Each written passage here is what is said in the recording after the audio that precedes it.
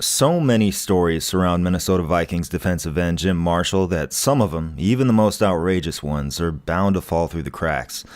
In 1961, Marshall was stricken with a bout of encephalitis, which is often fatal, that seemed to place his entire career in doubt. Instead, he played in the Vikings' first ever game just a month or so later. He played in every game that season, and then he played in every single Vikings game all the way up to 1979. To this day, it's the all-time NFL record for most consecutive games played by a defensive player. It bears repeating, Jim Marshall never missed a single game.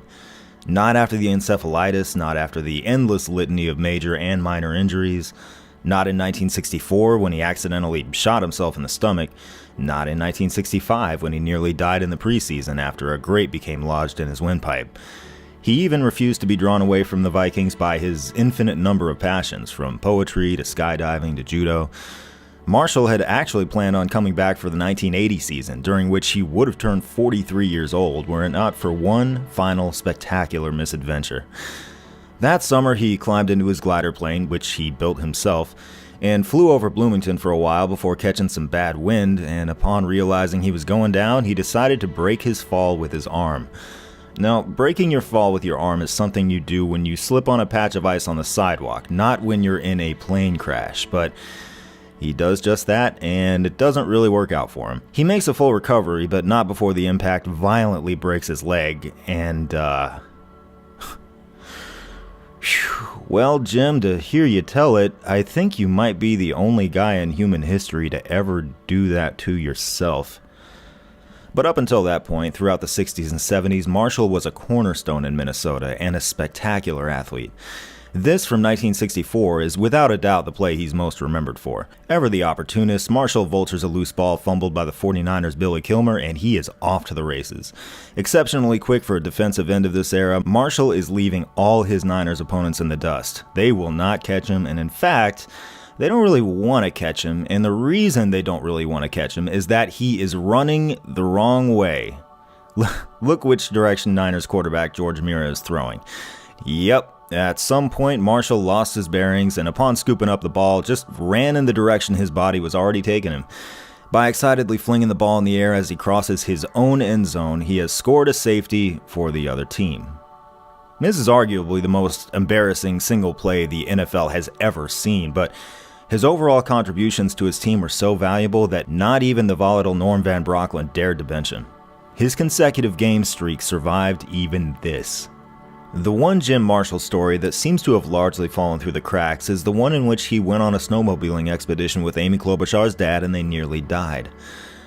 Every year, the Minneapolis Star's Jim Klobuchar embarks on a snowmobiling trip, and this time Marshall is invited to join the 16-person caravan. Near the Montana-Wyoming border, there's a plateau overlooking the Beartooth Pass that sits 10,000 feet above sea level. It's named the top of the world, and the first few hours over the treacherous winter terrain that leads there go pretty smoothly. Then, a fierce blizzard sets in, causing 80-mile-per-hour winds that smash Marshall's snowmobile against a guardrail. He goes flying off the side and rolling down the ridge, digging at the dirt to stop himself. Somehow, at the last second, he does. If he hadn't, there were another 2,000 feet to fall. The snowmobiles soon break down and they have to continue on foot with no means of signaling for rescue.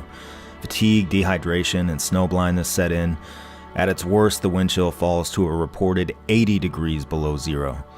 Marshall takes a lighter from fellow Viking Paul Dixon and starts a fire with dollar bills, checks, and other contents of his wallet. He knows that if they fall asleep for long, it could be fatal. Klobuchar tries to stay awake by jogging in place. When a 15-year-old boy among them seems to be fading, Marshall keeps talking to him, urging him to stay awake. "See that man on my shoulder?" he says. "The Grim Reaper. The Grim Reaper gets no one tonight." One member of the party, Hugh Galusha, passes away early the next morning, but the other 15 somehow hold out until rescuers, tipped off by the still missing snowmobiles, find them. And then they head back to Minnesota. Marshall, the star defensive end, returns to play for the Vikings, and Klobuchar, the preeminent Minnesota sports writer, returns to writing about them. In the years and decades to follow, neither talks about it that much. It's almost never brought up. Those were the 1970s Minnesota Vikings, the heroes of so many stories that there simply is never room for all of them. On the field to start the decade, Marshall and the rest of the Vikings defense are somehow able to play at pretty much the exact same level they had in a 1969 campaign that was so extraordinary, at least some regression to the mean seems inevitable in 1970. Doesn't happen. There are only 17 touchdowns scored all season with the Vikings defense on the field, which would be a remarkably low number even if the defense hadn't been the ones scoring nearly half those touchdowns, which they do. Across 14 games, their defense allows 3 more touchdowns than they score. The 1970 Vikes are also owners of 4 of the NFL season's 10 best games in terms of yards allowed per play, and remain to this day the only team in the Super Bowl era to ever play an entire season without allowing more than 20 points in any game. If we combine the 1969 and 70 seasons, we see how they did so just once across the 2 seasons way back in that 69 opener. So between that and allowing under 3.5 yards per play, Minnesota's light years ahead of the league defensively. And not just relative to this time. Their back-to-back seasons residing south of 3.5 in that metric also remain to this day the only such team seasons in the Super Bowl era, with barely anyone else having even come close. But their offense is another story. That side of the ball takes a step back in the regular season amid a change at quarterback. Joe Kapp, whose contract had expired upon the completion of the 69 season, couldn't come to terms with the Vikings on a new deal for 1970. General manager Jim Finks undervalued both Kapp's contributions to a Super Bowl team and the quarterback position in general, believing it to be a fungible part of his team that wouldn't miss a beat regardless of the identity of their signal caller. And that man moving forward is Kapp's former backup, Gary Quazzo, who is a clear downgrade. Despite getting lower quality play at the position, they do have one hell of a margin for error thanks to that defense, and so they still enter the 1970 playoffs as the league's clear-cut team to beat. But whereas they cut corners at the position, they're about to welcome to town a San Francisco 49ers team that boasts the NFL's most valuable player at quarterback. The 3rd straight year Minnesota's opened their postseason schedule facing the league's MVP under center. The Vikings start with the ball and move all the way down to the Niners' 5-yard line before Quazzo throws a woefully errant duck that gets picked off by Jim Snydecki. But San Francisco promptly loses a fumble that Paul Krause takes all the way back the other way. For those scoring at home, the Vikes D has now allowed just 2 more touchdowns this season than they've scored. The Niners respond with a near touchdown to Gene Washington before losing another fumble.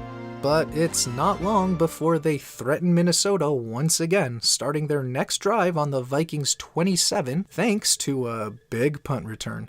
2 plays later, John Brody looks toward wideout Dick Witcher, who's out and up freezes cornerback Ed Shirachman. Krause, shaded to the other side of the field, is unable to provide help, leaving a wide open Witcher all alone in the end zone to tie the game at 7.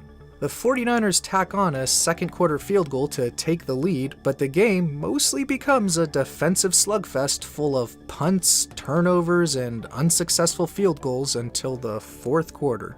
That's when a backed up Vikings team punts and again struggles to corral Bruce Taylor on another lengthy run back down to Minnesota's 13. That sets up a John Brody game-clinching 3rd down sneak to take a 2-score lead with a little over a minute to play.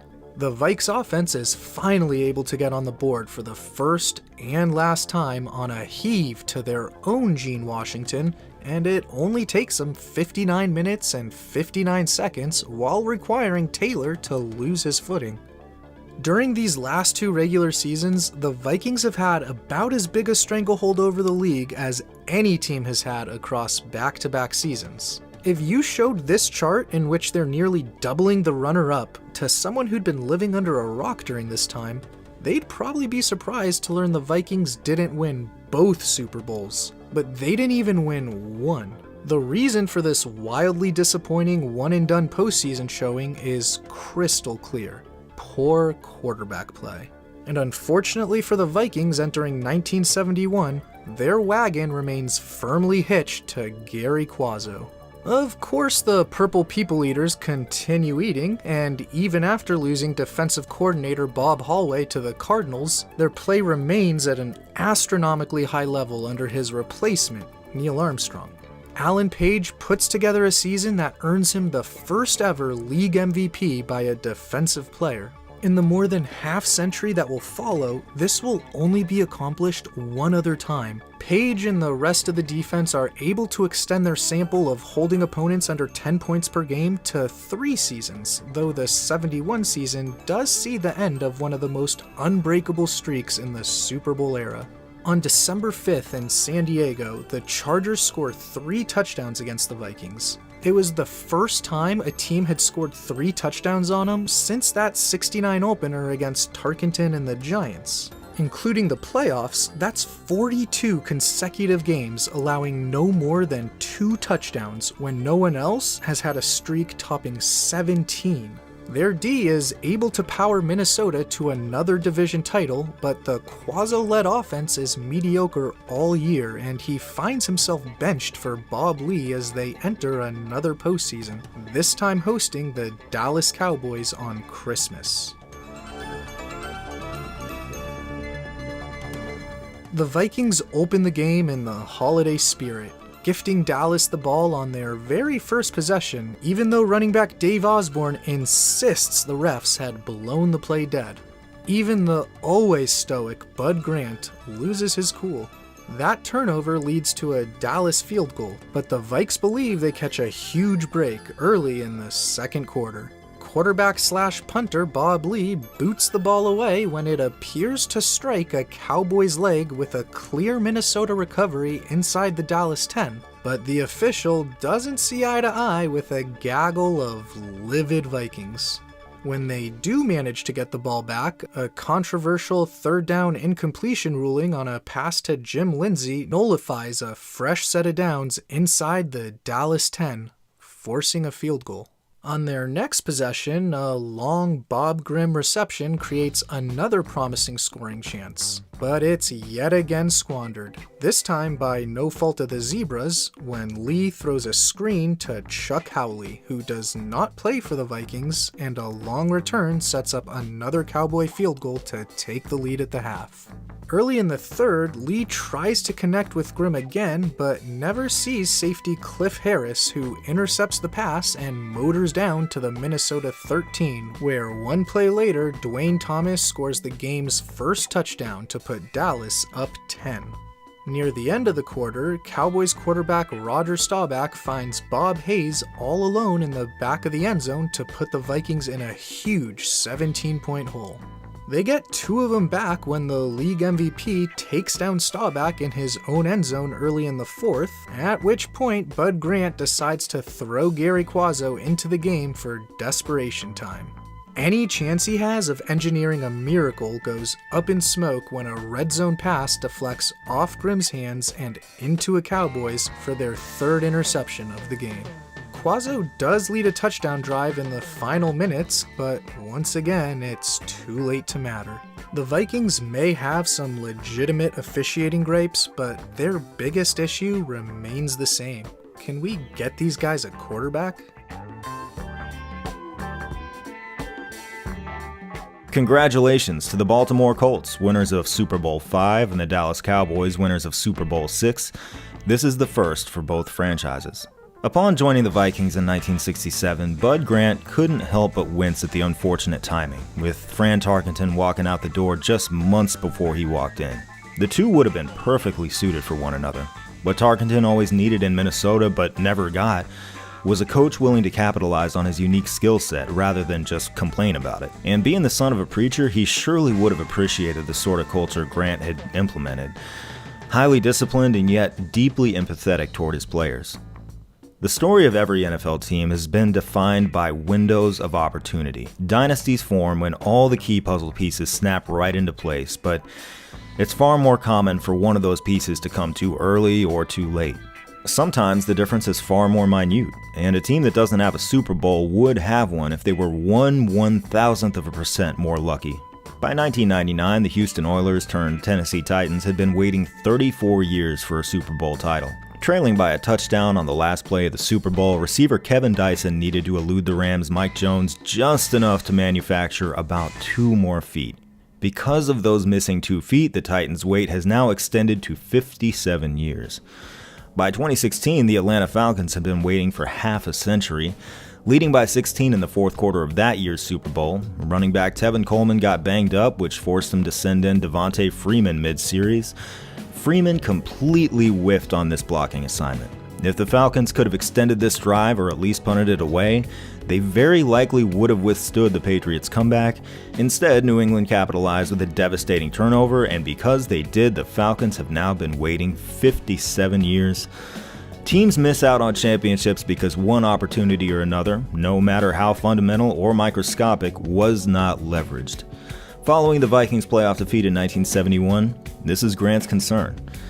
His historically great defense has opened a huge window of opportunity, one he and the organization felt like they could leap through regardless of who his quarterback was.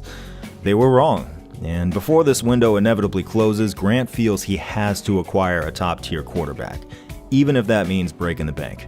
And he makes this realization at the right time. As it turns out, there is an available quarterback on the market of Fran Tarkenton's caliber. This quarterback is mobile and unconventional and possesses all the special qualities Fran Tarkenton had brought to the table. His name is Fran Tarkenton.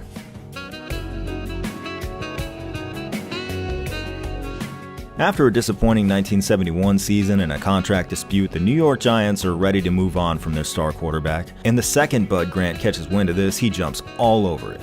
It's not a hard sell. Tarkenton is ecstatic at the idea of coming back, even joking he'll play for free if he has to. The quarterback and the franchise who took their first steps in the NFL together are reunited. This is going to work, because Grant is everything his predecessor was not. It's going to be a collaborative venture, with the coaching staff optimizing their offense around Tarkenton's unique mobility, and Grant often deferring to Tarkenton in terms of play calling. In this era of football, it's not at all common for a coach to embrace unorthodox players, and I think the reason Grant does is that he himself has been so many different types of athlete. Both Van Brocklin and Grant were once outstanding athletes, but let's take the former. Van Brocklin was a star quarterback, and that was it. And that was all he knew. In that sense, it's easy to understand why he'd demand that everyone adhere to his ideas. The way he played brought him success, and therefore that was the best and only way. Meanwhile, Grant had observed the life of the athlete from every vantage point. In amateur baseball, he experienced the solitary nature of being a starting pitcher. He knew what it was like to be a star receiver with the Eagles. He knew what it was like to serve as a minor role player on an NBA champion, totally eclipsed in talent by legends like George Mikan. He learned patience from all his years of duck hunting. He knew how teams worked and didn't work from his years of coaching football in Winnipeg. He knew what it was like to be a physical marvel, and he knew what it was like to have his muscles weakened by polio, which he suffered from as a child. He's the only person in existence to have lived all of these lives and done all of these things. And as such, he seems to understand a fundamental truth. The rules of success have yet to be written. He coaches in a sport that's rapidly evolving, and it's his job to adapt to that evolution. And scrambling all over the backfield and buying time for himself and his receivers, Tarkenton has taken it upon himself to write his own rules. I think that's something Bud Grant genuinely appreciates. Congratulations to the undefeated Miami Dolphins, winners of Super Bowl VII. This is their first Super Bowl win. In year one of the complete Minnesota Vikings, the full realization of the team they were always supposed to be, they finish 7-7 and they miss the playoffs. The talk radio circuit has a field day, placing the blame on Tarkenton and accusing him of spending too much of his time and attention on commercials and product endorsements, but that's just what they do. Tarkenton, in fact, has had a great season, rebounding from substandard numbers in 1971 and clearly establishing himself as one of the NFL's best. What actually took him out of contention was a defense that took a one-year hiatus from its annual dominance and suddenly looked very mortal.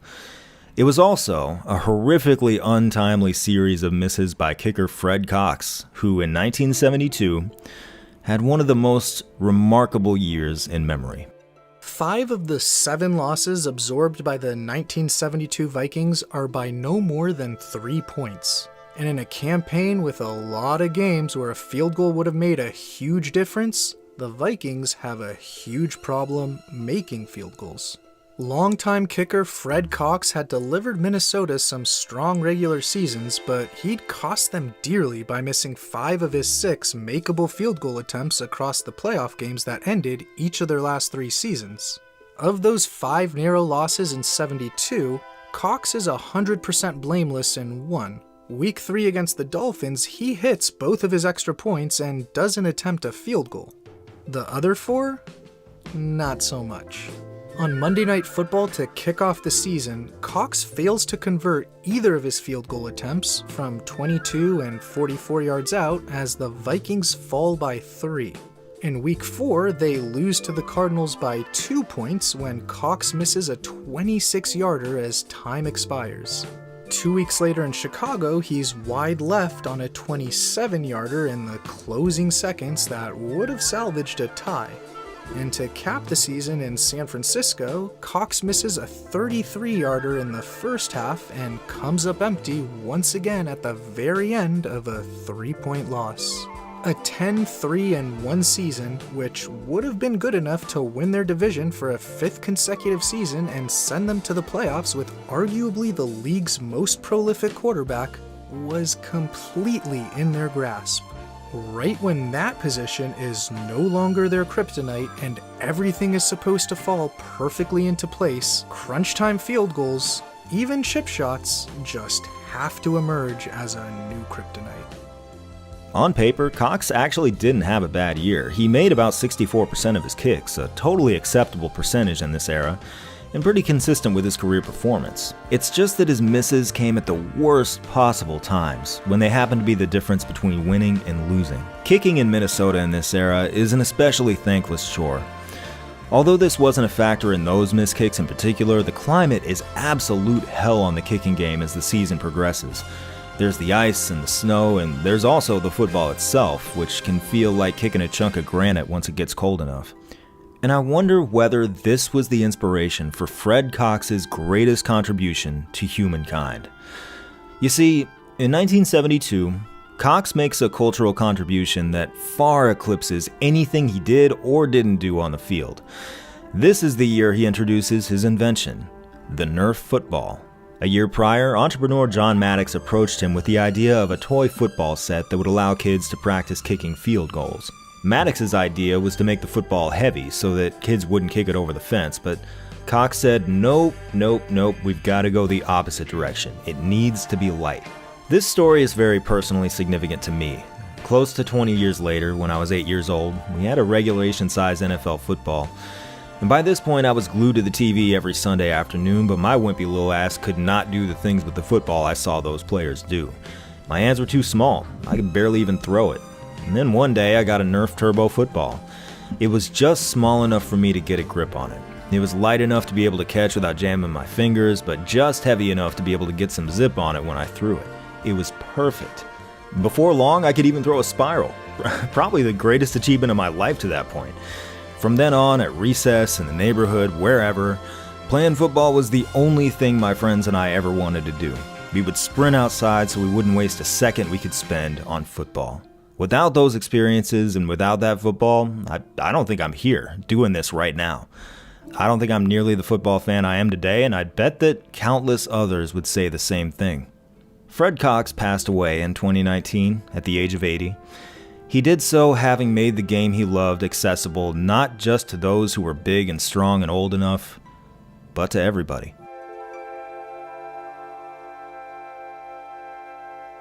Cox and the Vikings are able to put the dark 72 season behind them and rebound in a big way in 1973. They explode out of the gate with 9 straight wins, at which point they've already put a bow on their division. Unfortunately, the old Dutchman, now Falcons head coach, then crushes their dreams of an undefeated season in Atlanta.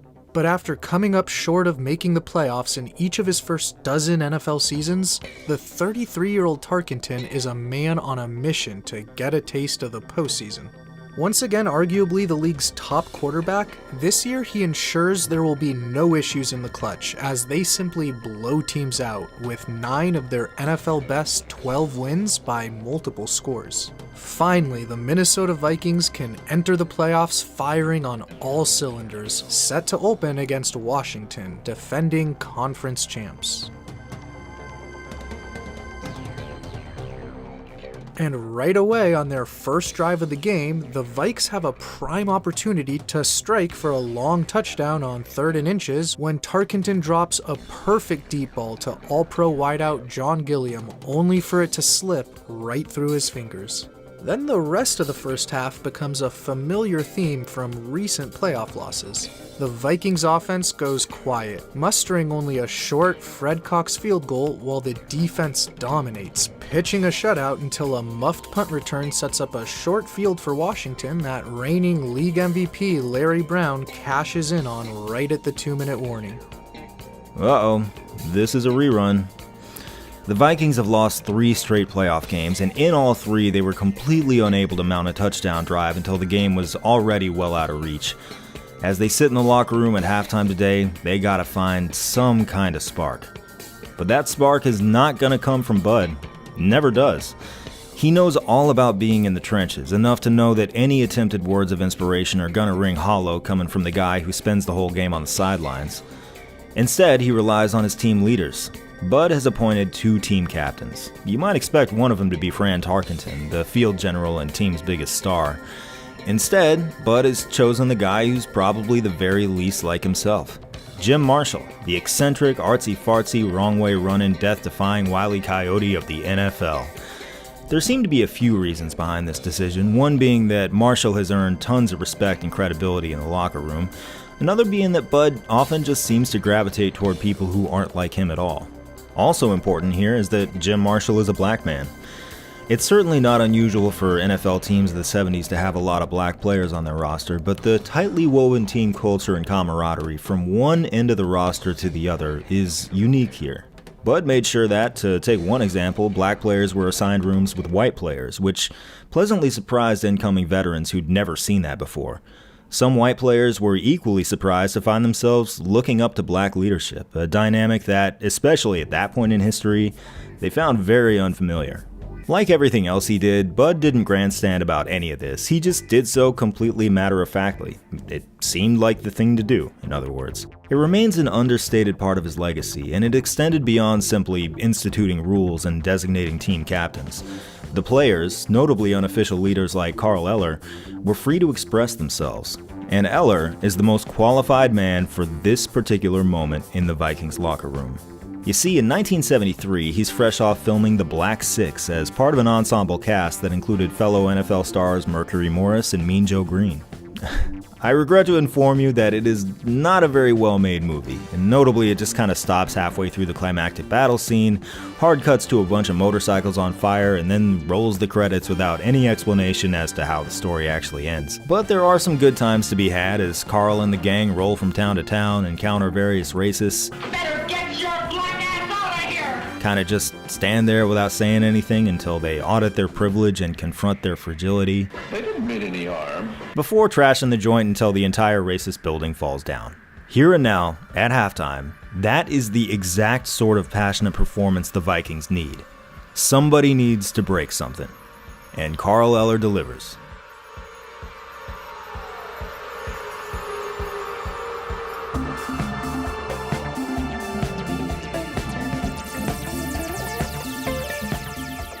In the locker room, Eller passionately fires up his team after their listless performance so far, specifically makes sure to pick up Gilliam after a brutal first 30 minutes, letting him know they'll need him again and they know he'll come through, and finally, proceeds to beat the ever-living hell out of a blackboard. That kick in the ass immediately wakes the Vikings up, as right after they receive the ball to start the second half, running back Oscar Reed unleashes a mammoth third down run in which he breaks at least one tackle from literally the majority of defenders on the field for Washington. From the two, they easily punch in the touchdown to grab the lead, thanks to Oscar's monster run in the wake of Eller's monster speech. But they can't hold it. In the fourth quarter, Washington jumps ahead on a field goal, and it's starting to feel like deja vu for Minnesota in the playoffs. However, this year is different. This year, the Vikings have a quarterback, and that quarterback throws another absolute gem to Gilliam, who justifies the faith Tark still got in him by hauling in the 28-yard score to stake his team to a 4-point lead. On the game's very next snap, the Vikings intercept Billy Kilmer, and after taking a deep drop back, scrambling left, stopping, scrambling back across the field to his right, and pump faking to make the defender bite, Tark finds Gilliam in the end zone for the second time in a minute. Guess Eller knew what he was talking about. Now up 11, Minnesota still can't escape some late drama when Washington parlays a blocked punt into their second short field touchdown of the day, but the Purple People Eaters ensure those are their final points and they're able to punch their ticket to Dallas for the NFC Championship game.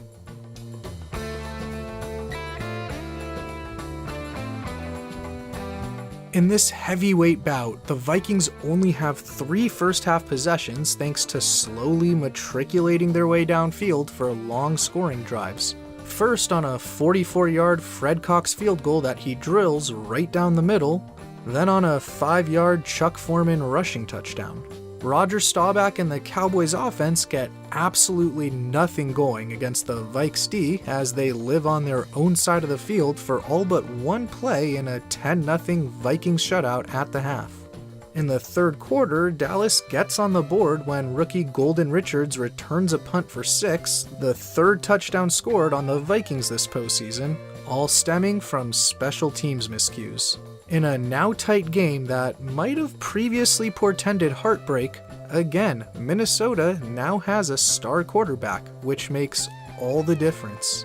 Just 3 plays later, Tarkenton uncorks a deep ball the absolute furthest he can to a streaking John Gilliam who slipped behind multiple Cowboy defensive backs for the 54-yard touchdown.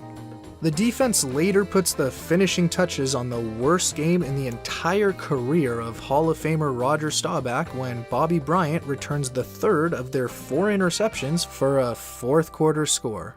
That punctuates an emphatic victory featuring an unfathomable 10 turnovers just in the second half. After 12 years of being dogged for not making the playoffs, Fran Tarkenton has kicked the door down the very first chance he gets, earning himself and his team a trip to Houston for Super Bowl VIII.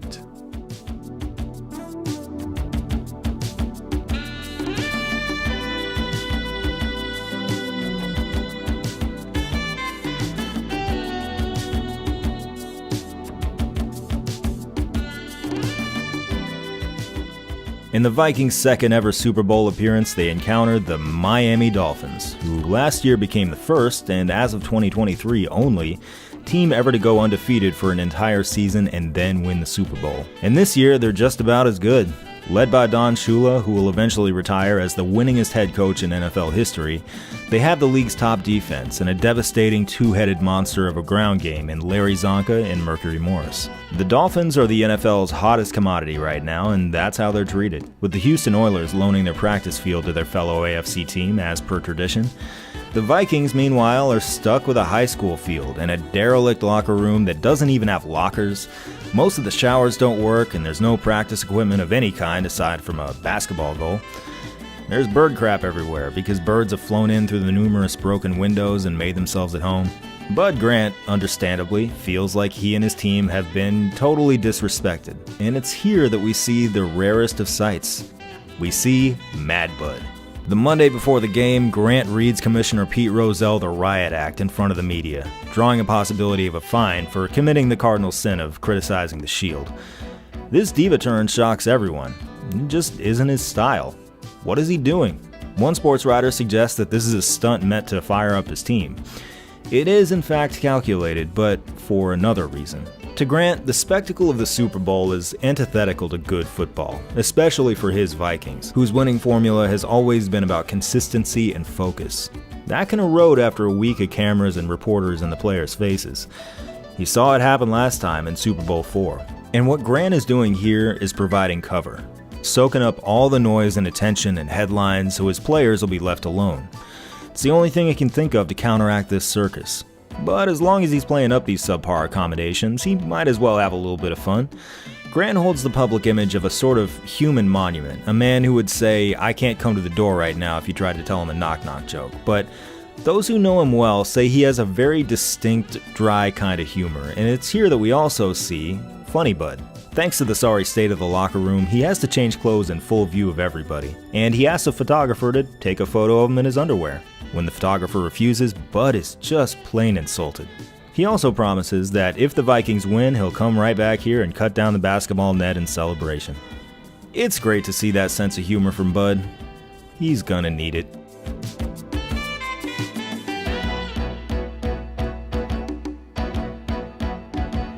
For Minnesota, the game starts about the worst way a football game can possibly start. Miami takes the ball and Zonka carries the team down the field, culminating with some misdirection on his 5-yard touchdown.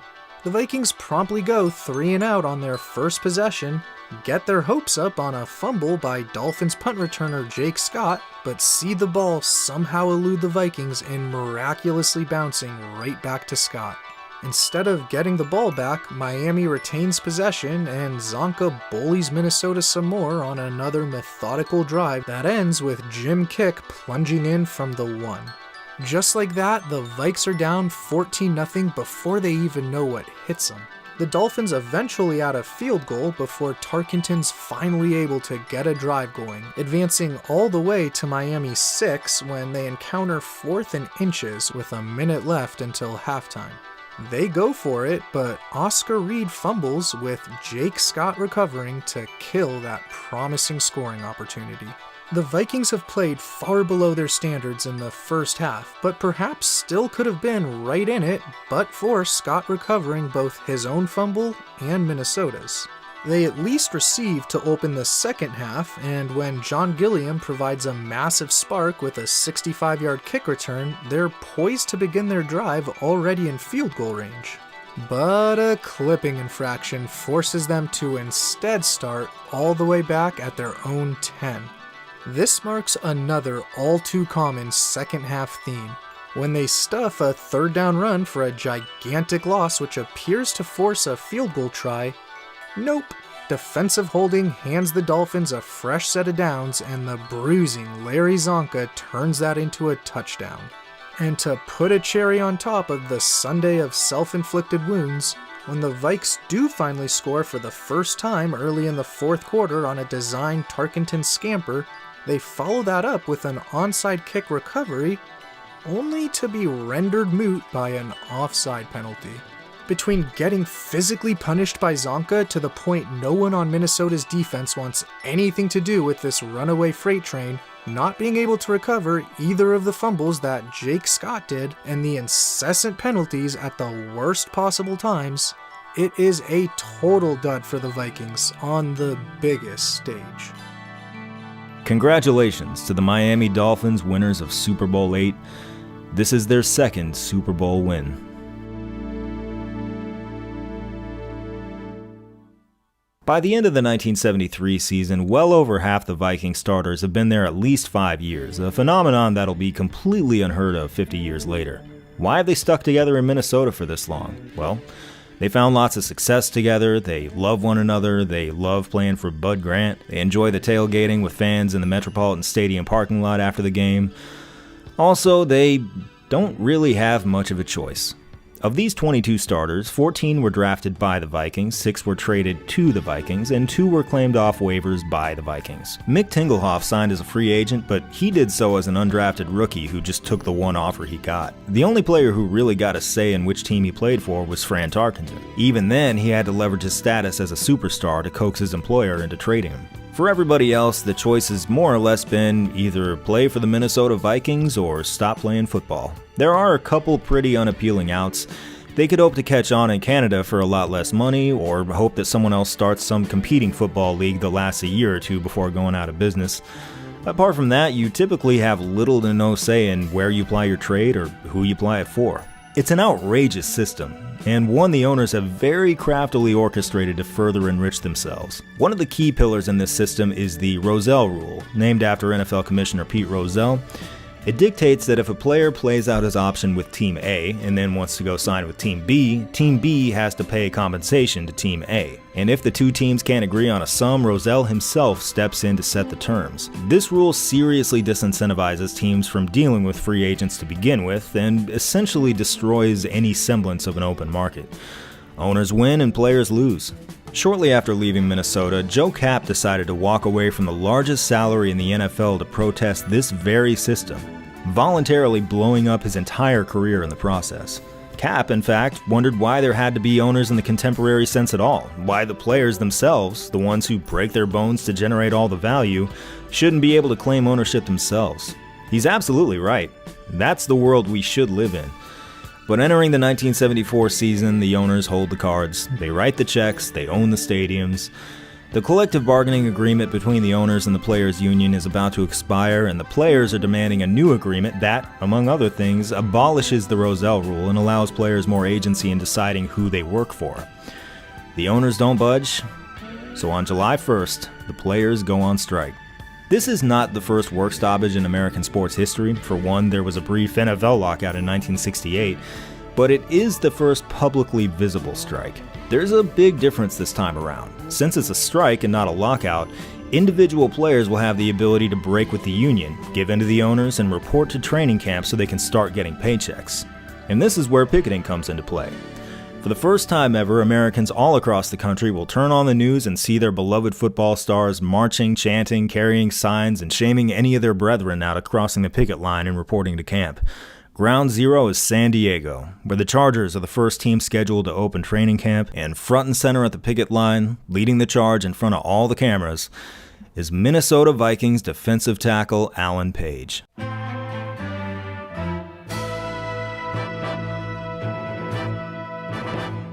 We may as well remove all the qualifiers, best defensive tackle, best defensive player, etc., and simply call Alan Page one of the greatest football players in history. But like so many of these Vikings, his football self is just one of many facets of a truly fascinating life. In fact, whenever Diane, his wife, turns on Monday Night Football, Alan prefers to go into another room and read a book. He likes to sit and think, a lot. He's deeply invested in civil rights issues and sees labor issues as being very closely entwined. Page is fine with operating under rules that he understands and feels are fair. Grant says he talked with him more than any other player because Page needed to stress test every last rule and line of logic. But when things like the Rozelle Rule are seen as intolerable, it's just not in him to sit there and put up with it. It's here that we see an interesting divide between Page and his quarterback. Fran Tarkenton grew up in the Deep South, where union culture was far less ingrained. He sees the players' union as an unfortunate necessity and laments that there even has to be one. His upbringing in the church taught him to simply be thankful for what he got, which, as a white guy, was a good deal, and which later, as a superstar quarterback, was a ton. This approach has worked out really well for him. Tarkenton seems to see this business of demanding more as unbecoming and impolite. A bit later, when he writes his book, he frames Page as sort of a blowhard, a pseudo-intellectual, a guy who only kinda knows what he's talking about. Additionally, quote-unquote many of his teammates, who apparently didn't want their names printed in the book, describe Page as a guy out for glory and fame more than a guy with actual convictions. A bit later, Tarkenton does make a bit of an about-face, expressing his general admiration for Page and wondering if, perhaps, Page sees some things that he does not. Well, this is what we know. Way later, in a 2017 public radio interview, Page will explain that his first childhood ambition was not to become a star football player, it was to enter the field of law, and he was directly inspired by the 1954 Brown v. Board of Education case. Even at that early age, I understood that what Brown really was about was hope. Hope that if you could change a system of apartheid, then there was hope for a better future. Page would have been 8 years old during Brown v. Board. He was inspired by a court ruling when he was 8. And although he's loved football, he's starting to find it a little less intellectually satisfying than it used to be, and will simply use it to pay the bills while he pursues his law degree, his actual lifelong ambition. Incredibly, he'll actually pass the bar exam while still being an active player and putting up double-digit sack numbers.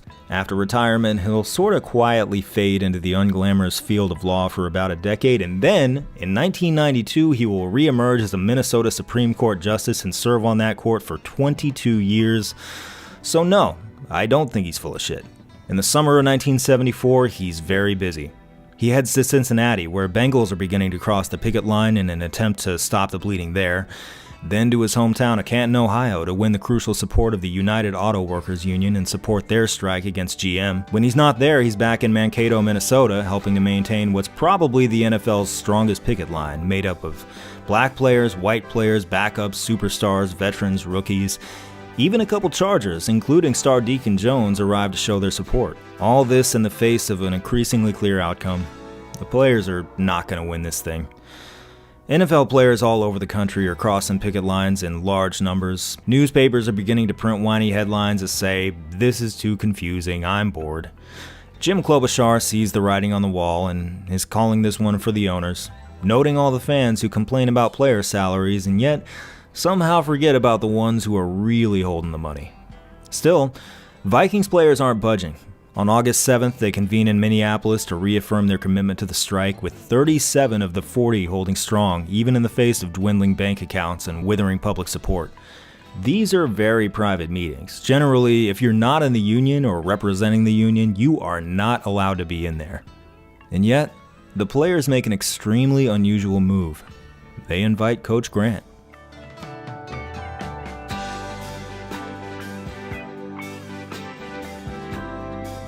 Grant is nominally on the management side of the line. He's definitely not in the union, nor has he ever been allowed to support the union in any public way. He's kind of shocked to have even been invited, but maybe he shouldn't be. Throughout this strike, he's allowed the striking players to meet with the rookies, a move that's not at all in the interest of ownership. While most NFL coaches have been openly hostile to the strike, Grant has kept open channels with his players, something that's earned a great deal of appreciation from Page. In his playing days, Bud had a history of bucking ownership practices he felt were unfair in both the NFL and the NBA, so he probably feels some measure of solidarity with him. But he also just loves him. They're his guys, and he's just happy to see them stick together. Throughout his career, Bud Grant keeps a quote from the Chinese philosopher Lao Tzu on his desk. He pronounces the name Lao Tzu because he's fancy. Anyway, it reads, "A leader is best when people barely know he exists. Not so good when people obey him and acclaim him. Worse when they despise him. But of a good leader, who talks little, when his work is done, his aim fulfilled, they say, 'We did it ourselves.'" Bud makes the hour's drive from Mankato to Minneapolis and sneaks in through the freight elevator so he won't be seen by media. One might expect him to tell his players, "Hey guys, I appreciate your struggle, but look at the papers. The show's over. We really need to get to practice." But he doesn't do that. He isn't there to talk his players into or out of anything. He makes no speeches or even suggestions. He doesn't say anything at all, and only sticks around for half an hour. He just wants him to see him. Later that month, the players give up on their efforts to eliminate the Rozelle rule via negotiation, resolving instead to take it to the courts. Eventually, the rule is found to be in violation of antitrust laws. For the players, there are many frustrating labor battles ahead, both up until 2023 and from 2023 well into the future. But this time, they won. The Vikings stuck together for the right not to.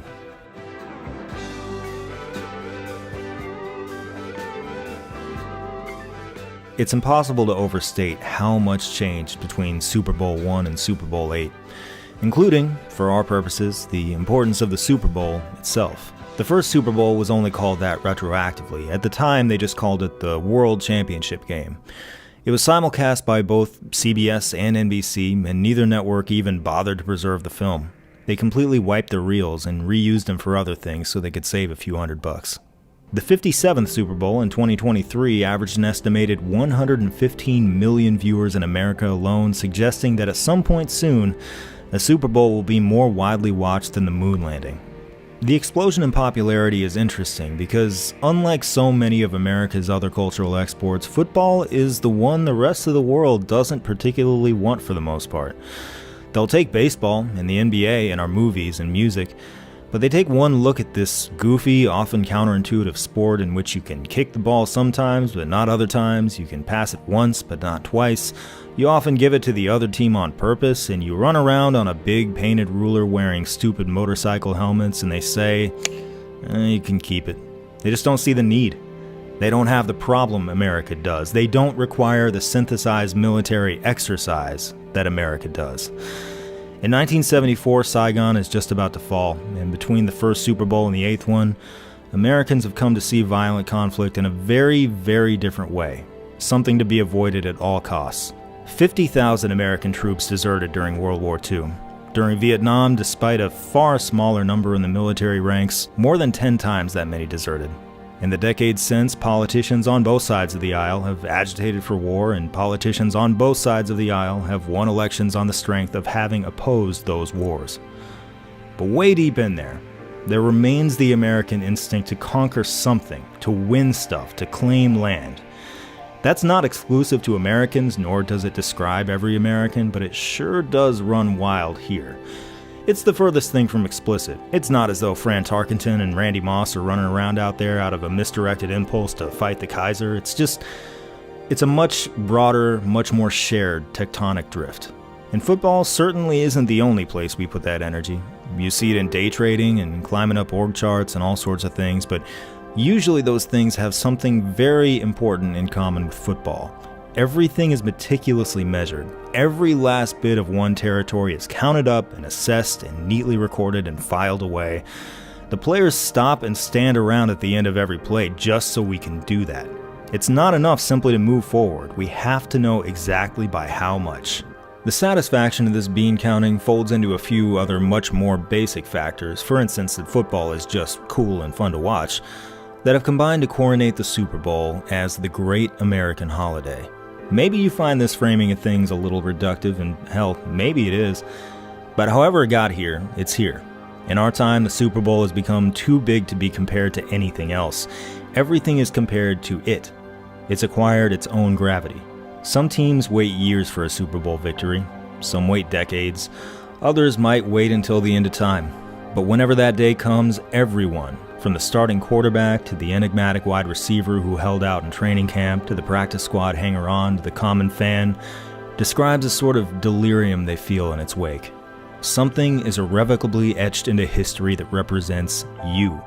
Parades no longer march through cities to celebrate military victories. They celebrate this. This is what that used to be. And this is what is at stake for the Minnesota Vikings as they continue their quest for a Super Bowl title, an opportunity to write their name in the book.